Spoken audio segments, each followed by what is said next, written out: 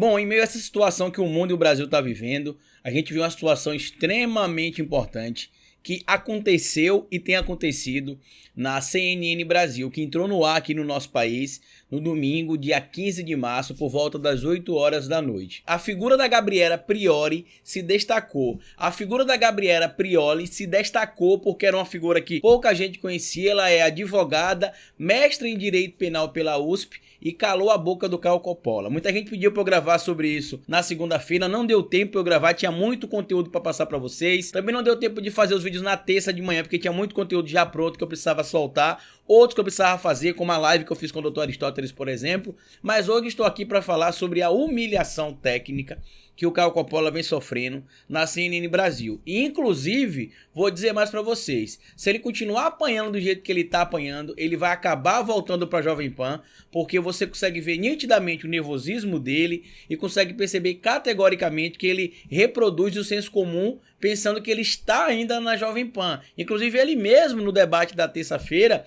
chegou a dizer que ele reproduz o senso comum. Eu vou explicar para vocês alguns termos técnicos que a própria Gabriela Prioli citou lá e vou também explicar para vocês os equívocos do Caio Coppola, que tá imaginando que lá na CNN Brasil vai continuar jogando para a torcida e vai se dar bem, mas está sendo humilhado. É sobre isso que a gente vai falar nesse vídeo aqui agora.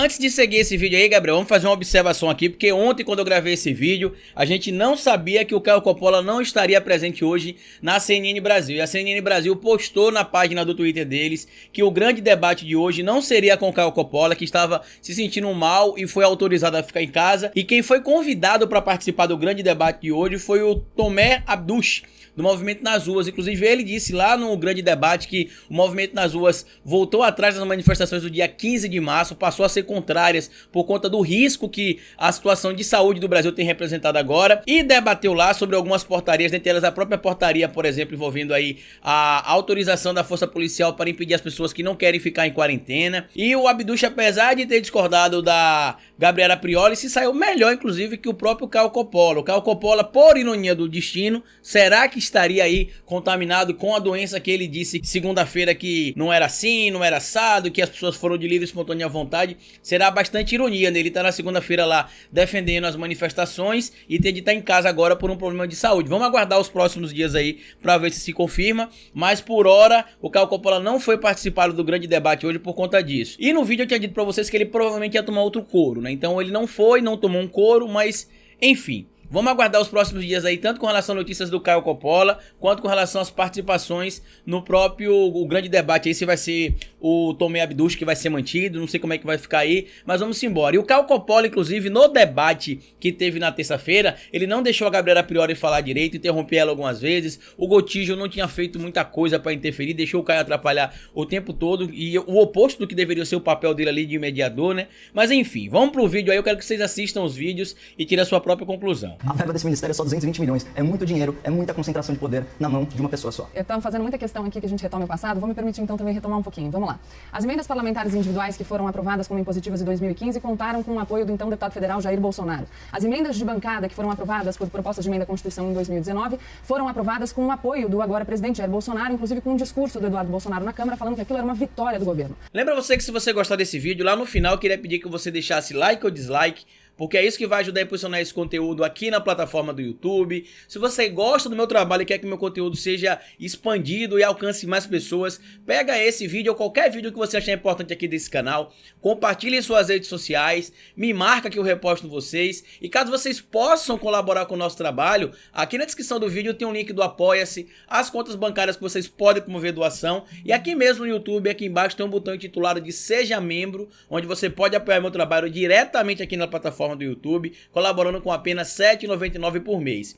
O nosso canal também tem uma loja chamada Loja do Historiador, que vocês podem adquirir camisas como essa aqui, ó, do Cabeça Vazia é Oficina para Bolsonaro, por apenas R$ 39,90, e você ajuda o meu trabalho aqui a se manter independente, para que a gente possa crescer na plataforma do YouTube e ajudar a tirar o Brasil dessa escuridão que a gente está entrando. Pois bem, meu povo, muita gente pediu para que eu gravasse vídeo falando sobre a Gabriela Prioli, uma figura que, sinceramente, eu não conhecia. Não vou dizer para vocês que eu acompanhava o trabalho dela porque eu não conhecia, mas queria deixar aqui os meus parabéns para ela, independente da posição política dela, só em ela está debatendo com o Caio Coppola de forma técnica. Ela já disse aí que ela não está nem para a direita, nem para a esquerda, ela estaria ali pelo centro, mas pelas posições dela, algumas são mais próximas da esquerda, outras são mais próximas do centro, então não sei se ela seria alguém aí de centro-esquerda, ou se ela seria alguém de centro apenas, mas enfim, isso não é o foco daqui agora, porque o foco é mostrar como a Gabriela Prioli tem humilhado o Caio Coppola no chamado Grande Debate, que é um quadro que existe na CNN dos Estados Unidos e que foi trazido aqui para o Brasil também, que acontece todos os dias, que tem lá a mediação do Gotijo e começa um dia pelo Caio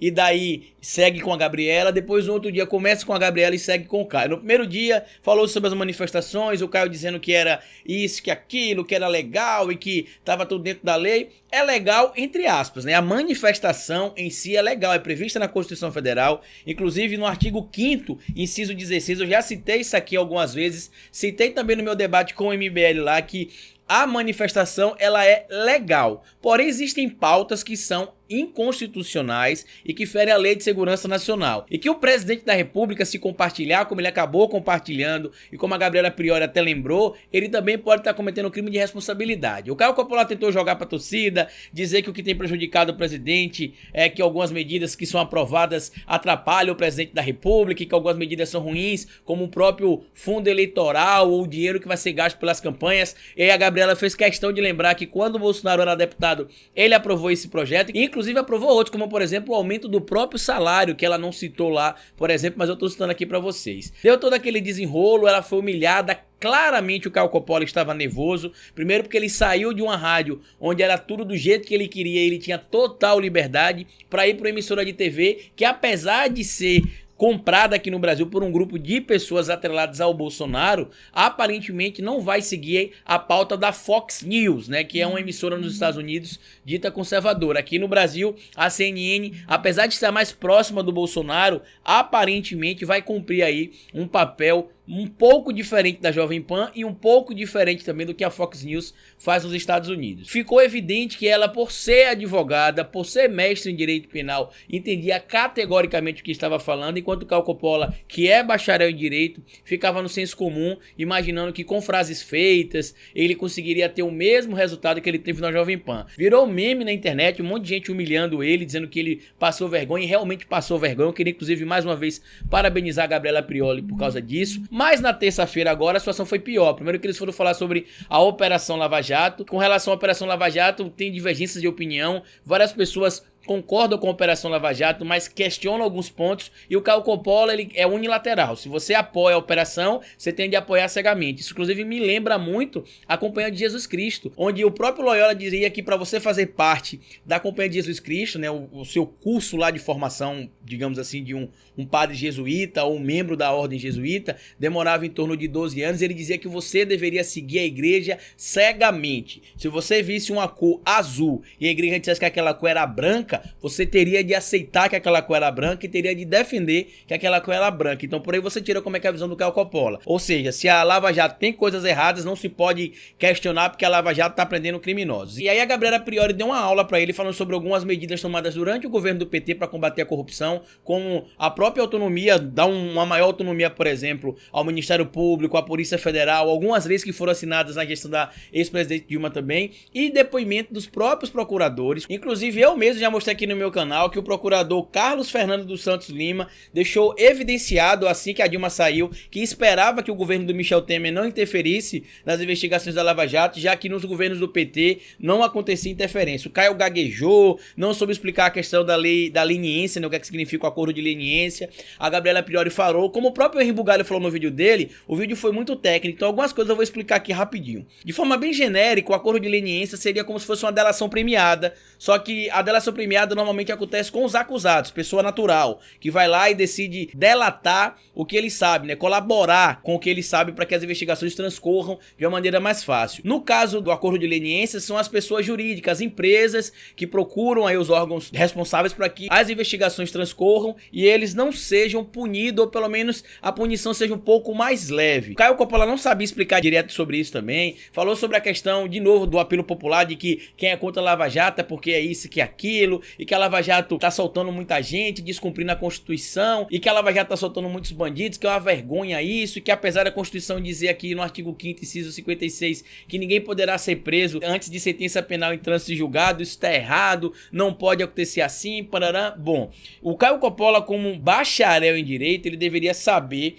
os passos de um processo, né? Inclusive, a Gabriela Prioli até explicou mais ou menos pra ele lá que ele precisa entender isso, mas ele não entende. Ele realmente utilizou uma linguagem simplista. Quando você dá entrada em um processo e o processo ele é acatado pelo juiz, aí começa todo o processo legal. Eu estou no terceiro período de direito, mas eu tenho aprendido isso, inclusive nesse momento estou estudando a teoria da pena. O processo ele é aceito e durante o processo, tanto a acusação quanto a defesa tem as partes lá que vão ser ouvidas. No caso da acusação, ela vai apresentar as provas que teoricamente culpariam o outro lado. E no caso da defesa, ele vai, por exemplo, ter, inclusive isso estabelecido pela própria lei, ele vai ter o chamado transcorrer o devido processo legal. O que isso quer dizer? Que até que o julgamento chegue na terceira instância, o réu vai ter direito à ampla defesa, à presunção da inocência e ao contraditório. Por esse motivo que tem sim de passar por essas etapas. A própria Gabriela Prioli explicou lá, por exemplo, que aconteceu um caso na Lava Jato, aconteceram vários na verdade, mas ela citou um caso lá de um cara que tinha várias acusações e no transcorrer do processo